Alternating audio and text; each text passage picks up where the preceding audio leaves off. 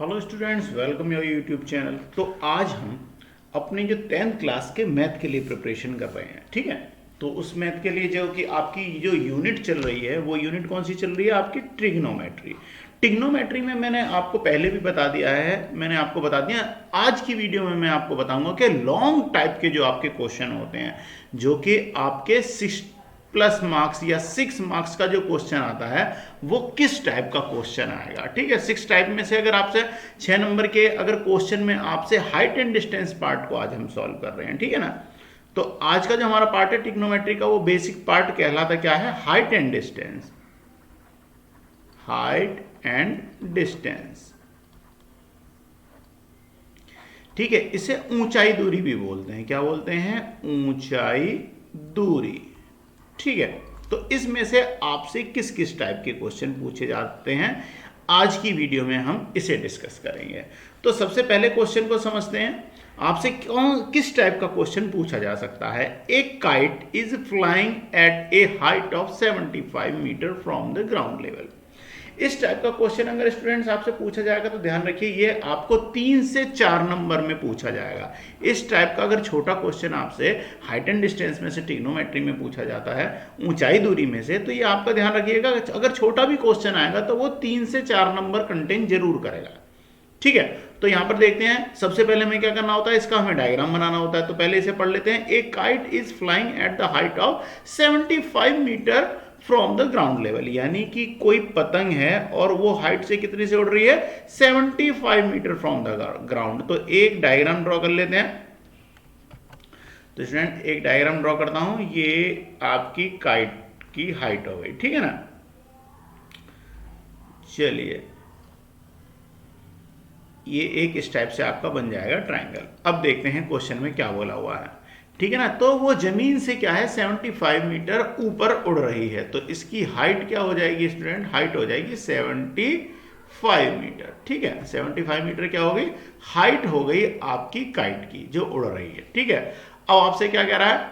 Attach eight a string, यानी कि जो उसकी पतंग का तार जो है, और जो पतंग का धागा या स्ट्रिंग या तार जो होता है वो किस इधर होगा? आपका इधर, यानी कि ये क्या बना देगा? आपका हाइपोटेनिस। अगर हम इसे ट्रायंगल मानते हैं, हाइट हो गई उसकी ऊंचाई, तो ये जो हो जाएगी आपकी हाइपोटेनिस क्या हो जाएगी? हाइपोटेनिस हो जाएगी उसकी स्ट्रिंग या पतंग की डोर, जो है वो जमीन से कितने 60 डिग्री का एंगल बना रही है। तो वो एंगल कितने डिग्री का बना रही है? 60 डिग्री का। अब हमें फाइंड क्या करना है? Find the length of the string. हमें स्ट्रिंग की लंबाई याद करनी है। तो स्ट्रिंग की जो लंबाई है इसे मैं मान लेता हूं x, ठीक है। अब डायग्राम को हमें कुछ नाम भी देना पड़ेगा, तो नाम दे देते हैं a, b और c, ठीक है। माना इसकी दूरी क्या मान लेते हैं? दूरी भी माननी पड़ेगी, तो दूरी मान लेता हूं मैं y, ठीक है। तो पतंग जो है वो उड़ा जो रहे हैं उसके तल से वो दूरी क्या है, इसे मैं y मान लेता हूं, ठीक है। अब देखते हैं स्टूडेंट्स, तो यहां पर आपको क्वेश्चन में क्या दिया हुआ है? हमें इसकी दूरी तो दी हुई नहीं है, हाइट दी हुई है, ठीक है। तो देखिए, हमें ना इसकी दूरी से हमें कोई मतलब भी नहीं पड़ने वाला, ठीक है ना, कि ये इससे कितनी दूर है, इसका हमें क्वेश्चन के अकॉर्डिंग मतलब भी नहीं पड़ रहा। हमसे सिर्फ पूछा जा रहा है कि वो कितनी, उसकी डोर की लंबाई क्या है। तो अब आप ध्यान दीजिए, अगर हम डायग्राम को ऑब्जर्व करते हैं तो हमारे पास परपेंडिकुलर साइड है, हाइपोटेनिस है, बेस की हमें जरूरत पड़नी नहीं है। तो देखिए, हाइट और हाइट और हाइपोटेनिस हमें कहां पर यूज होती हैं? ये हमारी आती हैं साइन में। अगर हम अपने डायग्राम को लेते हैं तो देखिए, इन ट्राइंगल कौन सा? A B C. तो देखिए, ए सी जो है ये क्या है? हमने क्या मानी है? x, और जो ए बी है वो क्या मानी है हमने? 75 मीटर, ठीक है। अब देखिए, sine theta, sine equal to क्या होता है स्टूडेंट? साइन बराबर क्या होता है? लंब बटे कर्ण, यानी परपेंडिकुलर अपॉन हाइपोटेनिस। तो साइन थीटा बराबर क्या हो जाएगा? परपेंडिकुलर साइड क्या हो गई आपकी? ए बी, अपॉन हाइपोटेनिस क्या हो गई? हाइपोटेनिस हो गई आपकी ए सी। तो हाइपोटेनिस क्या हो गई आपकी? ए सी। अब यहां पर थीटा की वैल्यू क्या है? थीटा का मतलब जो एंगल बन रहा है वो कितने डिग्री का बना है? 60 डिग्री का एंगल है। तो यहां पर थीटा की वैल्यू क्या हो जाएगी? 60 हो जाएगी। तो sine 60 degree equal to A B की वैल्यू रख देता हूं, क्या है? 75। AC की वैल्यू क्या है? AC को हमने माना है x, ठीक है। अब साइन 60 की वैल्यू क्या होती है स्टूडेंट? तो साइन 60 की वैल्यू क्या होता है? साइन 60 डिग्री की वैल्यू होती है आपकी √3/2। क्या होती है? √3/2। तो यहां से हम इस वैल्यू को पुट कर देंगे तो क्या हो जाएगा? √3/2 is equal to 75/x cross multiply हो जाएगी। तो क्रॉस मल्टीप्लाई होने पर क्या हो जाएगा? x इंटू √3, x इंटू क्या हो जाएगा? √3 इजकल टू 75/2। अब x की अगर मैं वैल्यू निकालनी है तो क्या हो जाएगा? 75/2 अपॉन क्या हो जाएगा यहां से? √3।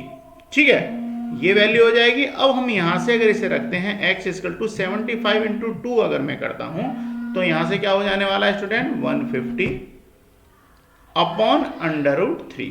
अब यहां से अब क्या करना पड़ेगा? देखिए 150 अपॉन √3, या तो आप यहां से भी इसे छोड़ सकते हैं, इतना भी सॉल्व करेंगे तो भी ठीक है, या आप यहां पर √3 की वैल्यू 1.732 रख देंगे तो भी हो जाएगा। हम क्या कर रहे हैं यहां पर √3 से मल्टीप्लाई कर देते हैं, √3 से हम इसे डिवाइड कर देते हैं।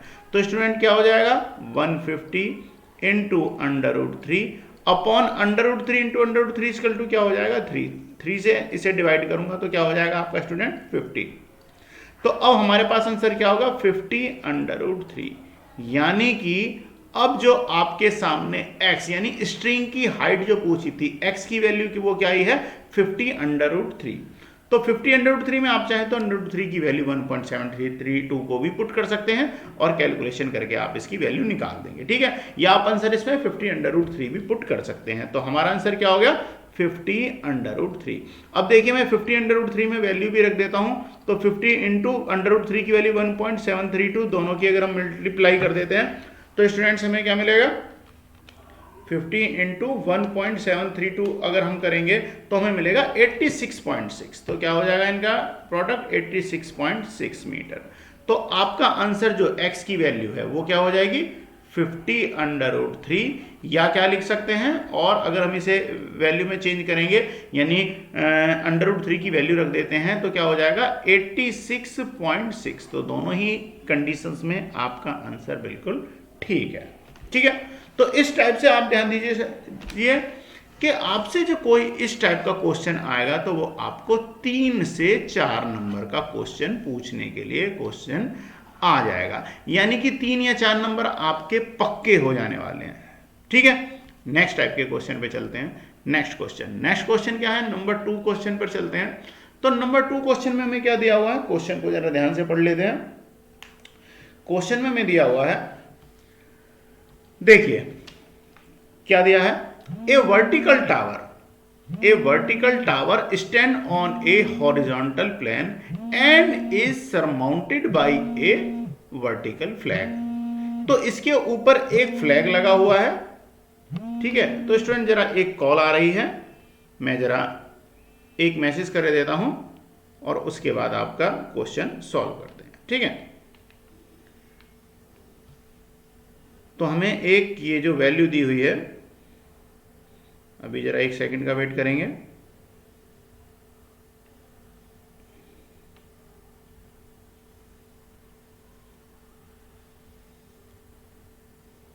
ठीक है ना?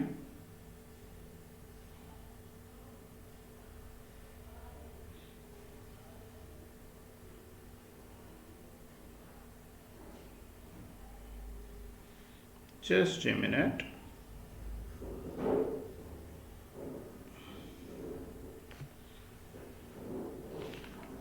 तो देखिए, तो अब हमें करना क्या है? यहां पर हमें दिया हुआ है स्टूडेंट्स एक a vertical tower stand on a horizontal plane and is surmounted by a vertical flagstaff, यानी कि एक आपके पास में कोई वर्टिकल टावर है। हम डायग्राम बनाते हैं, वर्टिकल एक हो गया आपका टावर। ठीक है, अब इससे क्या है? एक आपको इसके ऊपर एक फ्लैग है। ठीक है, इसके ऊपर क्या है? एक फ्लैग है। तो हम फ्लैग को भी बना लेते हैं। फ्लैग का कलर में थोड़ा सा चेंज कर देता हूं मैं। फ्लैग का कलर ले लेते हैं हम ब्लू। ये हो गया जी आपके फ्लैग का कलर। ठीक है, अच्छा, अब आपको क्वेश्चन में क्या दिया हुआ है? At a point on the plane 70 metre away from the tower, यानी टावर से 70 मीटर दूर। तो इसके जो बॉटम है इससे 70 मीटर दूर, तो यहां से एक लेते हैं, 70 मीटर का एक डिस्टेंस बना लेते हैं। ठीक है, तो यहां से क्या करना है, अब आगे क्या है, away from the tower and observe notice that the angle of the elevations of the top of the bottom of the flagstaff is respectively 60 degree and 45 degree. यानी कि यहां से जो इसके टॉप का, फ्लैग का जो टॉप है, फ्लैग के टॉप का एंगल और फ्लैग के बॉटम का एंगल, ध्यान दीजिए, तो फ्लैग का टॉप हो गया, अगर हमने इसे फ्लैग माना तो फ्लैग का टॉप का एंगल क्या दिया हुआ है हमें, 60 डिग्री, तो यहां से ये एंगल क्या हो जाएगा, 60 डिग्री। और जो फ्लैग का बॉटम है, अगर ये फ्लैग है तो इसका बॉटम ये हो जाएगा, तो यहां से देखने पर ये जो एंगल है, बॉटम का एंगल क्या है, आपको क्या दिया हुआ है, 45 डिग्री। ठीक है, find the height of the flag, तो हमें इस फ्लैग की हाइट जो है वो फाइंड आउट करनी है। ठीक है, तो अब मान लेते हैं हम इसे ए बी, डायग्राम को नाम देते हैं सी और डी। ठीक है, तो फ्लैग की हाइट अगर हम मान लेते हैं, ये हाइट मान लेते हैं हम x। ठीक है, अब देखिए यहां से हमें क्या नहीं दिया हुआ, हमें तो ये भी नहीं पता कि BC की क्या है, यानी टावर की हाइट क्या है, हमसे सिर्फ क्या पूछा है, हाइट ऑफ द फ्लैग, अच्छा है, and that of the tower. ठीक है, तो अब क्या करना है हमें स्टूडेंट्स, तो अब हमने ये हाइट जो मानी है, तो हम क्या करेंगे, सबसे पहले देखते हैं इन ट्राइंगल BDC, देखिए इन ट्राइंगल BDC, तो BDC में हमें किस चीज से मतलब है, देखिए परपेंडिकुलर साइड और क्या है हमें, बेस। तो परपेंडिकुलर अपॉन बेस जो होता है, क्योंकि हमें हाइट इससे पूछी है, तो सबसे पहले हमें BC पता होगा, तभी तो हम इसके ऊपर सोचेंगे कि इसके ऊपर झंडा कितना ऊंचा है, यही तो, तभी तो हमें पता चलेगा। तो सबसे पहले हम निकालते हैं BC की वैल्यू क्या है। ठीक है, तो BC की वैल्यू कैसे निकालेंगे, 10, तो हम यहां पर लगाते हैं tan theta equal to, tan equal to क्या होता है, tan इजकल टू होता है परपेंडिकुलर अपॉन बेस। तो परपेंडिकुलर साइड क्या है, BC, बेस क्या है, DC। तो थीटा की वैल्यू आपको क्या दी हुई है यहां पर, 45, तो tan 45 degree equal to BC upon DC। तो DC क्या है, DC को भी हम मान लेते हैं, यहां पर आपसे क्या दिया हुआ था, DC क्या है, ये 70 मीटर दूर था। ठीक है ना, तो DC की वैल्यू क्या हो जाएगी, 70। तो tan 45 की वैल्यू क्या होती है, 1 इजकल टू BC अपॉन 70। तो यहां से जो BC जो है, ये भी कितना आ जाएगी, 70 आ जाएगी। कैसे आ गई, क्रॉस मल्टीप्लाई करेंगे हम यहां से, तो क्रॉस मल्टीप्लाई करते हैं तो क्या हो जाएगा, BC equal to 70 into 1 equal to 70। तो BC की वैल्यू यानी कि जो टावर है उसकी वैल्यू भी क्या आ गई है, 70 यानी 70। अब जब हमें टावर की हाइट पता चल गई, तो हम उसके ऊपर फ्लैग की हाइट को फाइंड आउट कर सकते हैं। तो फ्लैग की हाइट फाइंड आउट करने के लिए अब हमें क्या करना पड़ेगा, अब हमें दूसरा ट्राइंगल लेना पड़ेगा ADC। ठीक है, तो अब इसे लेते हैं इन ट्राइंगल, अब नोट बना लेते हैं इन ट्राइंगल ADC। तो ADC में भी क्या होगा, वही सेम वैल्यू रखेंगे। अब पहले यहां पर डायग्राम को मैं थोड़ा समझा देता हूं आपको। अब देखिए टोटल हाइट क्या हो जाएगी, AB प्लस BC, क्योंकि हमें टावर भी चाहिए और ऊपर फ्लैग भी चाहिए। ठीक है ना, तो अब क्या करेंगे, tan 60 डिग्री इक्वल टू क्या हो जाएगी, AC अपॉन DC। अब tan 60 की वैल्यू क्या होती है, tan 60 की वैल्यू होती है √3। मैं यहां पे सॉल्व कर देता हूं इसे। tan 60 की वैल्यू क्या होती है, √3 इक्वल टू, अब इस पूरी हाइट को हम क्या लिखेंगे, x प्लस 70। क्यों, क्योंकि हमें तो ये भी पोर्शन है भाई, फ्लैग की हाइट क्या है, x है, और इसके लिए पूरी अगर मैं BC को भी इसमें ऐड करना पड़ेगा, AC इक्वल टू क्या हो जाएगा, AB प्लस BC। तो AC की वैल्यू क्या है, x है, और BC की वैल्यू क्या है, 70 है, अपॉन ये जो बेस है आपका वो क्या है, 70। तो क्रॉस मल्टीप्लाई हो जाएगी, तो यहां से 70 into √3 is equal to x plus 70। ठीक है, x प्लस 70 हो गया। तो अब हम यहां से क्या करने वाले हैं, ये जो आपकी हाइट जो है x जो है, ठीक है, तो अब क्या करेंगे, अगर मैं हमें x की वैल्यू चाहिए तो हम इसका पक्षांतर कर देंगे, ट्रांसफॉर्म कर देंगे। ये वैल्यू यहां पर प्लस हो रही है, साइड चेंज होने पर क्या हो जाएगी, माइनस हो जाएगी, यानी कि 70 √3 माइनस 70 इजकल टू x हो जाएगा। 70 कॉमन ले लेंगे तो वैल्यू क्या बन जाएगी आपकी, इसकी वैल्यू हो जाएगी 1 √3 की वैल्यू पुट कर देंगे 1.732। ठीक है, यहां से कॉमन ले लिया, और माइनस के क्या हो गए, 1 इजकल टू x। तो स्टूडेंट्स अब हमें आगे क्या मिलने वाला है, यहां से आगे चलते हैं तो x इजकल टू क्या हो जाएगा 70 इंटू, देखिए 1.732 में से 1 माइनस हो जाएगा तो हमें क्या मिलेगा 0.732, तो क्या हो जाएगा 0.732। दोनों की अगर मैं मल्टीप्लाई करता हूं तो हमें प्रोडक्ट क्या मिलने वाला है, यहां से प्रोडक्ट हो जाएगा आपका 51.54, तो 51.24 सॉरी, ठीक है। 70 की मैं 0.732 में मल्टीप्लाई करेंगे तो हमें x की वैल्यू क्या आई है 51.24 मीटर, ठीक है। तो स्टूडेंट्स जो आपके फ्लैग की हाइट जो हमसे क्वेश्चन में पूछी थी कि फ्लैग की हाइट क्या होगी, तो वो हाइट क्या हो जाएगी आपकी 51.24, तो हम इसे नोट कर लेते हैं। तो ये वैल्यू क्या हो जाएगी आपकी हाइट ऑफ फ्लैग, ठीक है ना, height of flag equal to क्या हो जाएगी आपकी 51.24, ठीक है। तो स्टूडेंट क्वेश्चन नंबर 2 जो है ये भी आपका कंप्लीट है, ठीक है। अब चलते हैं नेक्स्ट टाइप क्वेश्चन, आपसे क्या पूछा जाता है। अब देखिए, अब जो मैं आपको क्वेश्चन कराने वाला हूं, अगर ये क्वेश्चन आएगा तो ध्यान रखिएगा ये क्वेश्चन आपको लॉन्ग क्वेश्चन में मिलेगा और 6 मार्क्स को कम से कम कंटेन करेगा। देखो वैसे तो एग्जामिनर की मर्जी होती है, ऐसा कुछ नहीं है कि एग्जामिनर इसे 3 नंबर में नहीं दे सकता, दे सकता है, वो बिल्कुल दे सकता है, ठीक है ना। तो ये तो उसकी मर्जी के ऊपर भी डिपेंड करता है, पर होगा क्या कि मोस्टली जो क्वेश्चन होगा ये आपको 6 मार्क्स का ही मिलने वाला है। इसे भी सॉल्व कर लेते हैं, नेक्स्ट क्वेश्चन को देखते हैं। तो ये क्या है, a person observe the angle of the elevation of the top of the tower is 30 degree, he walked 50 metre toward the foot of the tower along level ground and found the angle of the elevation of the top of the tower is 60 degree, find the height of the tower। तो अब हमें क्या करना है, हमें tower की height find out करनी है, ठीक है। तो सबसे पहले हमें क्या करना है, सबसे पहले हमें क्या होना चाहिए, यानी कि एक टावर है तो हम एक डायग्राम बनाते हैं। ये हो गया जी आपका टावर, ठीक है। जैसा कि आप डायग्राम बनाते आ रहे हैं, पहले हम यहाँ से एक रफली डायग्राम बना लेते हैं, ठीक है। अब चलते हैं क्वेश्चन में। क्वेश्चन क्या रहा है, a person observe that the angle of the elevation of the top of the tower is 30 degree, यानी एक आदमी यहां से किसी टावर के टॉप को देखता है, यहां पर एंगल कितने का बनना है 30 डिग्री का जी, 30 डिग्री का बन गया, ठीक है। अब हमसे क्या कह रहा है, पहले हम मान लेते हैं टावर क्या हो गया ए बी, और ये हो गई जी आपकी सी, ठीक है। जो कैंडिडेट है वो कहां खड़ा है, सी पॉइंट पे खड़ा है। अब यहां से वो 50 मीटर अगर टावर की तरफ चलता है, he walked 50 metre tower toward the foot of the tower, अगर वो 50 मीटर टावर की तरफ चलता है तो चलिए जी इसे 50 मीटर टावर की तरफ भी ले जाते हैं। 50 मीटर वो यहां से जो है डिस्टेंस कवर कर रहा है टावर के पास। अब यहां से जो नया जो एंगल बनेगा इसके टॉप पर देखने के लिए, इस पॉइंट को क्या मान लेते हैं, डी पॉइंट मान लेते हैं। यहां से जो नया जो एंगल बन रहा है वो कितना हो जाता है 60 डिग्री। तो ये अब टावर को जब ऊपर की तरफ देखेगा तो 60 डिग्री का एंगल बनता है, ठीक है। अब हमसे पूछा क्या है क्वेश्चन में, अब हमें क्या बताना है, find the height of the tower. तो टावर की हाइट हमें बतानी है, यानी ए बी की वैल्यू। तो हम मान लेते हैं टावर की हाइट क्या है, h है। तो लिख लेते हैं, let height of tower A B is equal to h metre, ठीक है। तो हाइट क्या है इसकी, h मीटर मान लेते हैं, और डिस्टेंस जो है इसे मान लेते हैं हम x।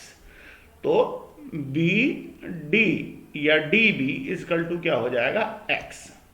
अब लेते हैं स्टूडेंट, सबसे पहले ट्राइंगलों में हमें सॉल्व करना पड़ेगा। तो सबसे पहले हम लेंगे in triangle A B D, यानी ए बी डी, इस ट्राइंगल को सॉल्व करेंगे। तो लेते हैं in triangle A B D. तो ए बी डी में लेंगे तो हमें, क्योंकि हाइट हमसे पूछी गई है, तो हमें क्या चाहिए, परपेंडिकुलर साइड अपॉन बेस। तो ये कहां मिलेगा हमें, tan थीटा में। तो हम क्या करेंगे, tan theta is equal to क्या होगी, परपेंडिकुलर साइड यानी ए बी, और जो बेस है आपका वो क्या है, डी बी, ठीक है। तो थीटा की वैल्यू आपको दी हुई है, थीटा की वैल्यू क्या है यहाँ पर 60, और बेस क्या है x, और परपेंडिकुलर साइड क्या है h। तो यहां पे मैं रखता हूं tan थीटा की वैल्यू क्या है 60 degree equal to A B की वैल्यू क्या है h, और बी डी की वैल्यू क्या है x। tan 60 की वैल्यू क्या होती है स्टूडेंट, tan 60 की वैल्यू होती है आपकी √3। तो मैं रख देता हूं √3 is equal to h upon x. आप यहां से क्रॉस मल्टीप्लाई करके एक्स की अगर वैल्यू निकालेंगे तो अंडर रूट 3 अपॉन एच। अब देखिए, अब आप यहां से इसे इक्वेशन नंबर 1 मान लेते हैं। अब अगर हमसे पूछा जाएगा कि आपकी एच, अगर वो पूछे तो हम इसकी वैल्यू रख देंगे, ठीक है ना। दोनों तरीके से हम, अगर हमसे x की वैल्यू पूछता है तो भी हम इसे बता सकते हैं। अब अगर मैं यहां से x की वैल्यू निकलाऊं तो क्या हो जाएगी, h अपॉन अंडर रूट 3, ठीक है ना। तो दोनों ही केस में हमसे अगर डिस्टेंस पूछता क्वेश्चन में तो हमारा डिस्टेंस भी निकाल सकते हैं, इसलिए मैंने इसे x के पक्ष में भी निकाल दिया, h अंडर रूट 3। और अगर हाइट पूछता है तो x इंटू अंडर रूट 3 हो जाएगा पक्षांतर करने पर, ठीक है। तो ये वैल्यू हो गई। अब हम दूसरे ट्राइंगल को सॉल्व करते हैं। तो दूसरा ट्राइंगल क्या है आपके पास में, देखते हैं। हमारे पास जो दूसरा ट्राइंगल है वो है ए बी सी, यानी ये ए बी सी। अब लेते हैं इन ट्राइंगल ए बी सी। जब हम पूरे ट्राइंगल यानी ए बी सी को सॉल्व करेंगे तो ए बी सी में भी क्या हो जाएगा, क्योंकि थीटा की वैल्यू क्या है 30 है, तो हमें क्या चाहिए, हाइट अपॉन बेस चाहिए, तो टेन थीटा ही लगेगा हमारा। तो मैं यहां से लगाता हूं टेन थीटा इजकल टू, फिर से हाइट क्या है ए बी अपॉन, यहां पर अब देखिए बेस बढ़ जाएगा, अब सिर्फ बी डी नहीं रखेंगे, अब हमारा होगा बी सी बेस, क्योंकि बेस हमारा बढ़ जाएगा। तो अब ले लेते हैं बी सी। थीटा की वैल्यू क्या है 30 है, तो tan 30 degree equal to A B की वैल्यू एच और बी सी बराबर क्या हो जाएगा 50 प्लस एक्स। तो देखिए 30 की वैल्यू रख देते हैं 1 upon under root 3 is equal to क्या हो जाएगा h अपॉन 50 प्लस एक्स, ठीक है। 1 अपॉन अंडर रूट 3 क्या हो गई आपकी 10 की वैल्यू हो गई, और h upon 50 plus x, 50 plus x cross multiply कर देंगे। अगर यहां से क्रॉस मल्टीप्लाई करते हैं तो हमें क्या मिलेगा 50 plus x equal to h under root 3, ठीक है। अब क्योंकि स्टूडेंट हमसे हाइट पूछी गई है, हाइट पूछी गई तो आप क्या कर सकते हैं, यहां से x की वैल्यू यहां पर प्लेस कर देंगे, ठीक है। x की वैल्यू यहां पर क्या करेंगे, प्लेस कर देंगे। तो क्या बन जाएगा, देखिए 50 प्लस x की वैल्यू में रखता हूं तो h under root 3 is equal to h under root 3। अब यहां पर ये प्लस में है ये वैल्यू, आपको क्या करोगे, इसे पक्षांतर कर देंगे। अगर मैं इसे पक्षांतर करता हूं तो क्या बनेगा, देखते हैं। तो देखिए 50 equal to h under root 3 minus क्या हो जाएगा h under root upon under root 3, LCM ले लेते हैं। तो देखिए 50 इजकल टू क्या हो जाएगा अंडर रूट 3, और अब जब हम यहाँ पर क्रॉस मल्टीप्लाई करेंगे अंडर रूट 3 की मल्टीप्लाई अंडर रूट 3 में होगी तो क्या हो जाएगा 3 बन जाएगा। तो हमें ये क्या मिलेगा 3h माइनस h। अब देखिए 3h में से h जाएंगे तो आपको क्या पड़ेगा 2h अपॉन अंडर रूट 3, ठीक है ना। तो यहां से अब मैं इसे क्या नोट कर सकता हूं 50 equal to 2h under root 3, cross multiply करता हूं फिर से, तो अब आगे क्या मिलेगा हमें 50 under root 3 is equal to 2h, और h की वैल्यू क्या हो जाएगी 50 अंडर रूट 3 अपॉन 2, यहां से डिवाइड करेंगे तो 25 टाइम, यानी h की वैल्यू क्या हो जाएगी 25 अंडर रूट 3। जो हाइट है आपकी, हाइट ऑफ द टावर जो है वो आपकी क्या आएगी, टावर ही था यहाँ पे, हाँ जी। तो हाइट ऑफ द टावर आपका क्या आया है 25 अंडर रूट 3, तो क्या आ गई 25 अंडर रूट 3। अब आप अगर इसे बिल्कुल एक्यूरेट वैल्यू फाइंड आउट करना चाहते हैं तो 25 में आप क्या करेंगे 1.732 की वैल्यू रख दीजिए, मल्टीप्लाई कर दीजिए। तो 25 इंटू इसकी मल्टीप्लाई करते हैं 1.732, तो इसकल टू क्या आ जाएगा हमारा। तो स्टूडेंट्स हमें आंसर क्या मिलेगा यहां से, तो हमें आंसर मिलेगा 25 इंटू 1.732 इसकल टू क्या हो जाएगा 43.5, तो क्या हो जाएगा 43.3 सॉरी मीटर। तो हाइट जो है टावर की क्या हो जाएगी 43.3 मीटर, ठीक है। तो आप एक बार स्क्रीनशॉट लेके इसे दोबारा से नोट कर सकते हैं, ठीक है। तो ये हो गया जी आपका क्वेश्चन। अब एक फाइनल क्वेश्चन और मैं आपको करा देता हूं जो आपको 6 नंबर में आने के पूरे चांस रहते हैं, ठीक है ना, 6 नंबर मार्क्स के लिए करा रहे हैं।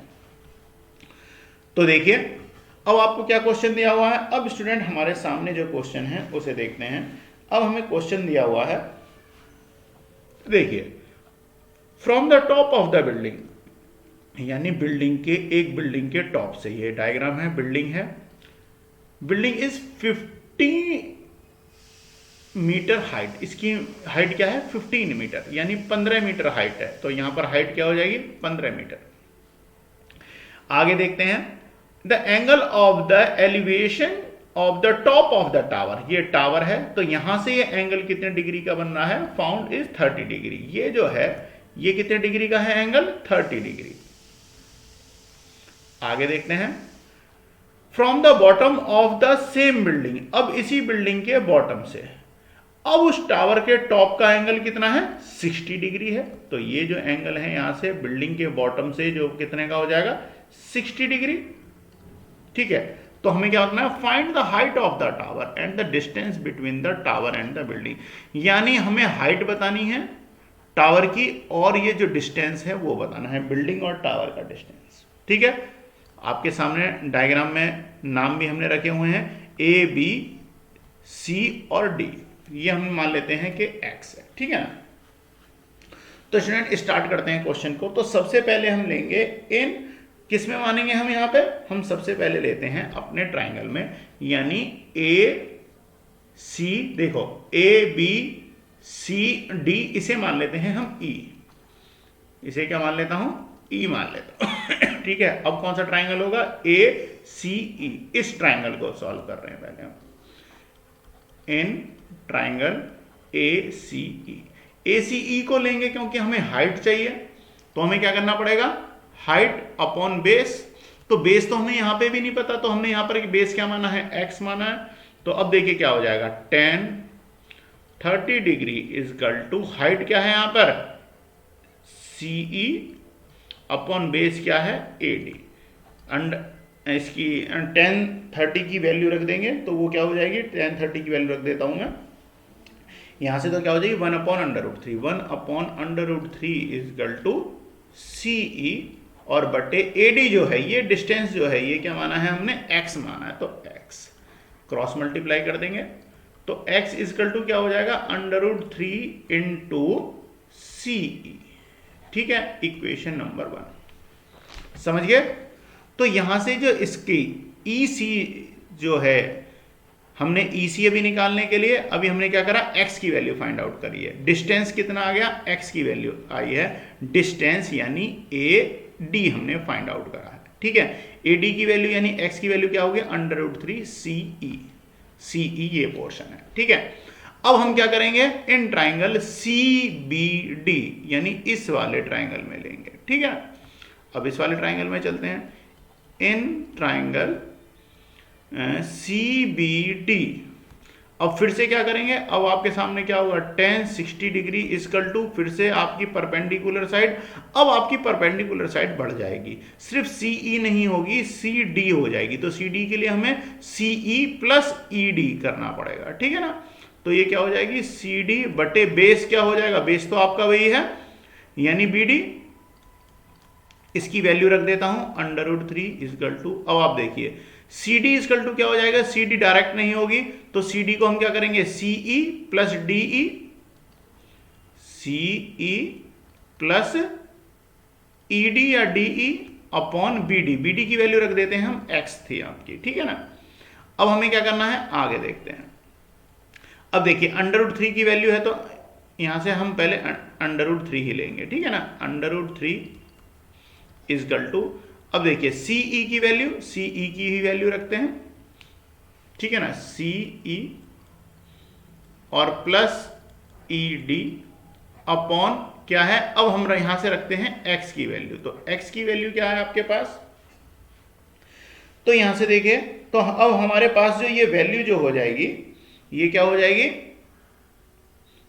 हमने इसकी ही फॉर्म में निकाली है x की वैल्यू, तो x की वैल्यू क्या है, √3 इंटू CE। भाई x की वैल्यू क्या है, x की वैल्यू हमने क्या निकाली थी, √3 इंटू CE, तो ये वैल्यू तो हमारी यहां पे भी सेम रहेगी। अब हमने क्या करा है, 10 में जब हम इस वाले ट्राइंगल में लेके चले तो √3 की वैल्यू हो गई ये पूरी, यानी कि CD में क्या हो गया, CE प्लस DE और अपॉन क्या हो जाएगा, x हो जाएगा, √3 की वैल्यू करी, यहां से उठा के हमने ये वैल्यू इसके अंदर वापस रख दी।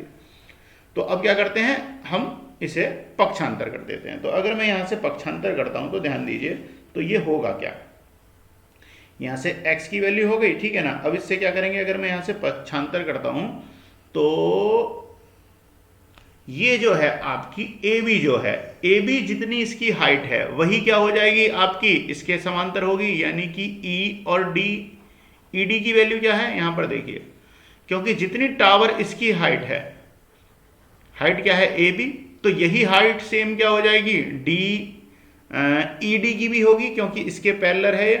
तो अब हम यहाँ पर ED की जगह क्या प्लेस करेंगे 15, ठीक है ना। तो अब देखिए नई लाइन में क्या करेंगे हम, √3 is equal to C E plus E D की जगह क्या प्लेस कर दिया हमने 15 अपॉन √3 इंटू सी ई।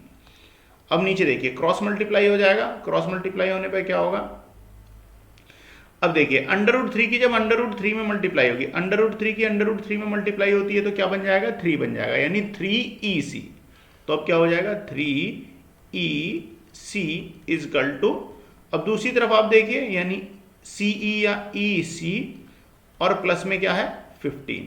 अब देखिए यहां पर 2EC है, इधर 1EC है, पक्षांतर करेंगे माइनस हो जाएगा, 3EC में से एक आपका EC जो है वो माइनस हो जाएगा इजकल टू 15।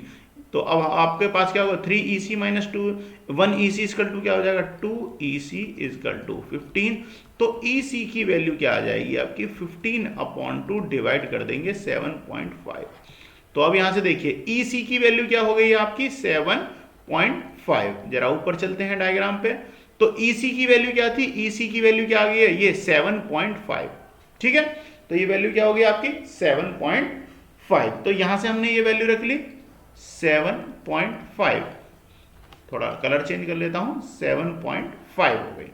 अब हमसे क्या पूछा था, हमसे पूछा था डिस्टेंस भी बताना है, ठीक है। अगर आपसे टोटल टावर पूछा था तो हाइट ऑफ द, अगर आपसे क्या था क्वेश्चन में जरा देखते हैं, find the height of the tower, तो हाइट ऑफ द टावर क्या हो जाएगी EC तो आ गई 7.5 और प्लस इसमें क्या करोगे 15 कर दोगे, तो टावर की हाइट क्या हो जाएगी, टावर की जो है हाइट क्या हो जाएगी 15 प्लस 7.5, दोनों को जोड़ दोगे तो 22.5 हो जाएगी टावर की हाइट। अब यहां से डिस्टेंस को निकालना है, तो डिस्टेंस को निकालते हैं, तो x इजकल टू क्या था, x इजकल टू आपको क्या दिया था √3 इंटू EC, तो √3 की वैल्यू 1.732 इंटू EC की वैल्यू क्या आई है आपकी, EC की वैल्यू आई है 7.5। तो दोनों के मल्टीप्लाई करेंगे तो क्या आ जाएगा 12.99। आप इसे 12.99 भी डिस्टेंस बता सकते हैं या इसे सिंपल 13 मीटर भी नोट कर सकते हैं।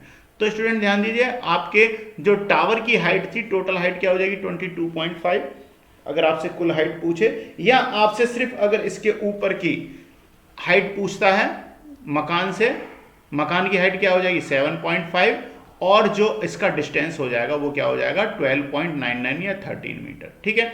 तो स्टूडेंट्स आपसे हाइट एंड डिस्टेंस में जो क्वेश्चन पूछा जाएगा ये लगभग 6 नंबर का क्वेश्चन पूछा जाएगा। तो इसी के साथ स्टूडेंट्स ट्रिग्नोमेट्री का कंप्लीट मैंने आपको एग्जाम के लिए रिवीजन करा दिया है। नेक्स्ट वीडियो में नेक्स्ट एक्सरसाइज के साथ मिलेंगे, जब तक बाय बाय।